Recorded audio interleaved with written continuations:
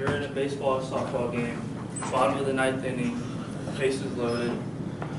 You're up to bat, the pitch comes, and you see it coming right at your head, and boom, all of a sudden everything goes black.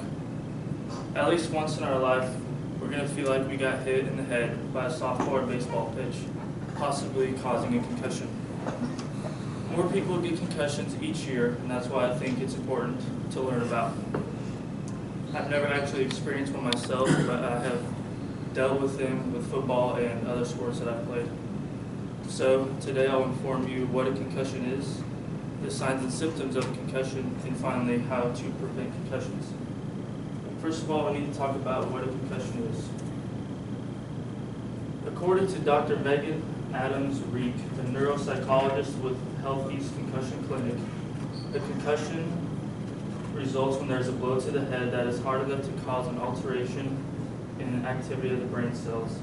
The actual concussion doesn't create the injury, it's actually the brain shaking. So when you get hit in the head, let's say with a baseball, and your neck moves, if it moves fast enough, then it'll cause your brain to hit the side of your skull. And then when your neck moves back, it'll cause your brain to shake and hit the other side. And that's what causes the concussion, is actually the shaking of the brain, hitting the side of your skull. You don't necessarily have to get hit in the head to get a concussion. If you're in a car accident and you have whiplash, that can cause a concussion too. Because if your neck moves back, then it'll cause your brain to hit the back of your skull, and then it can possibly cause concussion as well. You can get a concussion from practically any sport that you play. You could even get one from performing a play or cheerleading or something. If you trip and fall and land on your head, then you could possibly get a concussion. There's many different types of concussions. You could have a mild one, or you could have a severe one and possibly even get knocked out if it's that bad. So now that you know what a concussion is, I can talk about the signs and symptoms of a concussion. The tricky part about concussions is you can't actually see them. Something like a broken arm or broken leg, you can physically see that on somebody, but a concussion you can't see, so it can be hard to diagnose. But if it's bad enough, they're not too hard to diagnose just because of the symptoms that they have. According to Dr. Neil Lava, a specialist in neurology, signs of concussion may not appear for days or even weeks after injury. Some symptoms may just last a few seconds and go away. I remember this season in football, Jack Schneider, he was playing defense and he got hit in the head.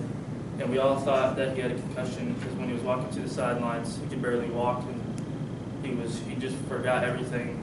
And then a couple minutes later, he was fine, and we didn't know why. But I guess he just went back in the game.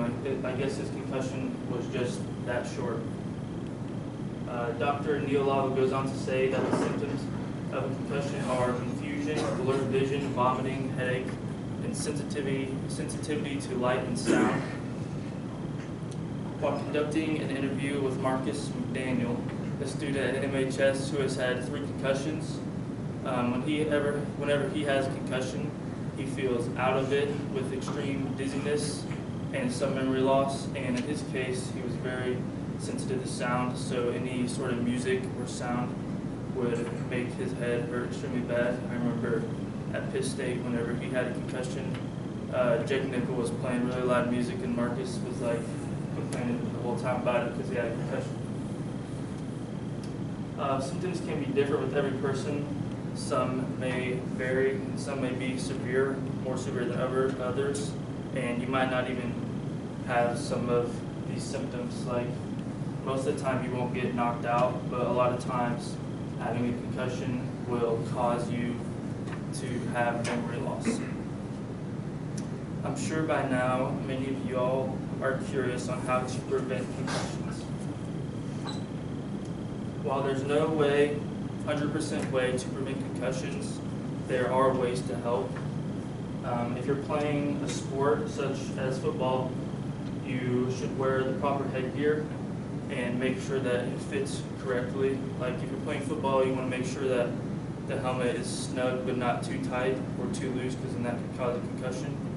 And you should be properly informed on any sport that you play to help lower the risks of having a concussion. According to orthoNC.com, a website formed by many orthopedic doctors, strengthening your neck muscles can help prevent concussions. A stronger neck can help absorb some of the blow to the head and decrease the force delivered to the brain. And that is because if you have a stronger neck, and let's say you get hit in the head with a baseball, if your neck is weak, then your neck is going to go all the way in whatever direction, causing your brain to move. And if you have a stronger neck, it can help absorb some of the blow. So if you have a stronger neck, your neck only might move some, and then it won't cause your brain to hit the side of your skull and can possibly cause a concussion. And I have a neck flex up here because if any of you guys are at SPS, we have them here.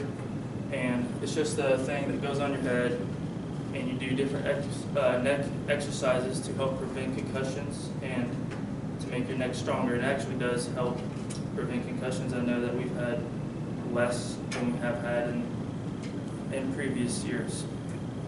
So in conclusion, today you learned what a concussion is, the signs and symptoms of a concussion, and finally how to prevent them. And I'll give you guys one more stat.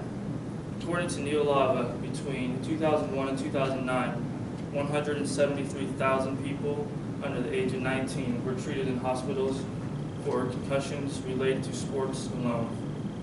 Now that you've learned ways to prevent them, don't be one of those people. Thank you.